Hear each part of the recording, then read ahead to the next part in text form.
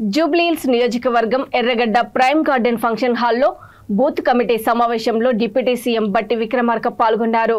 ఈ సందర్భంగా ఆయన మాట్లాడుతూ అందరికీ స్వేచ్ఛ స్వాతంత్ర్యం ఇచ్చే రాజ్యం ఇందిరమ్మ రాజ్యం అని అన్నారు। సామాన్యుడికి ఎల్లవేళలా అండగా నిలిచేది ఇందిరమ్మ రాజ్యం అని అన్నారు। జూబ్లీహిల్స్ లోని క్లీన్ అడ్మినిస్ట్రేషన్ అమలు చేస్తామని తెలిపారు। ఈ కార్యక్రమంలో Jubilee Hills Congress party Secunderabad parliament incharge Anil Kumar, Jubilee Hills incharge Azharuddin, Congress నాయకులు కార్యకర్తలు తదితరులు పాల్గొన్నారు।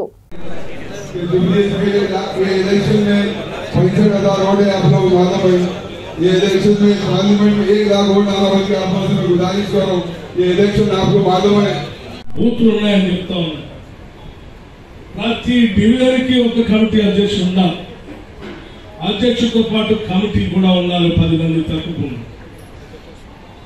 ప్రతి డివిజన్ లో అనుబంధ సంఘాలకు సంబంధించిన కమిటీలు కూడా ఉండాలి, మహిళా కమిటీ ఉండాలి, ఎస్సీ కమిటీ ఉండాలి, బీసీ కమిటీ ఉండాలి, యూత్ కాంగ్రెస్ కమిటీ ఉండాలి, ఎన్ఎస్ఏ కమిటీ ఉండాలి, సేవాదళ కమిటీ ఉండాలి, ఐఐటీసీ కమిటీ ఉండాలి, అనార్గనైజ్డ్ సెక్టర్ కమిటీ ఉండాలి, ఇంటలెక్చువల్ కమిటీ కూడా ఉండాలి। ఈ అన్ని కమిటీలు ప్రతి డివిజన్ లో నియమించాల్సిందే। అలాగే బూత్ కమిటీలు ఉండాలి, ప్రతి బూత్ కి ఒక ప్రెసిడెంట్ ఉండాలి, ఆ బూత్ కమిటీలో సభ్యులు కూడా ఉండాలి। అందరూ మాట్లాడుతూ ఉన్నారు, బిఎల్ఎస్ వల్ల మనకు నష్టం జరిగింది, బిఎల్ఎస్ వల్ల నష్టం జరిగి ఉండొచ్చు, కరెక్టే, కానీ బిఎల్ఎస్ ఏం చేశారు? మనం నియమించుకోవాల్సిన బిఎల్ఎస్ ఎక్కడ పోయి, ఆ కమిటీ ఎక్కడ పోయి?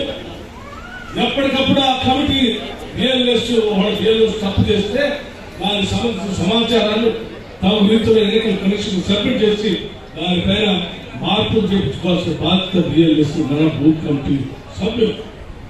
ఆ కమిటీ లేవు, అందుకోసం బిఎల్ఎస్ అడుగులు చేస్తూ వెళ్ళారు। అందుకే మిత్రులు నేను చెప్తా ఉన్నాను, మీరు చెప్పిన అన్ని పనులు ప్రజలకు సంబంధించి, ప్రజల అభివృద్ధికి సంబంధించిన అన్ని పనులు చేయడానికి ఈరోజు రాష్ట్ర ప్రభుత్వం సిద్ధంగా ఉంది। ఈ రాష్ట్ర ప్రభుత్వం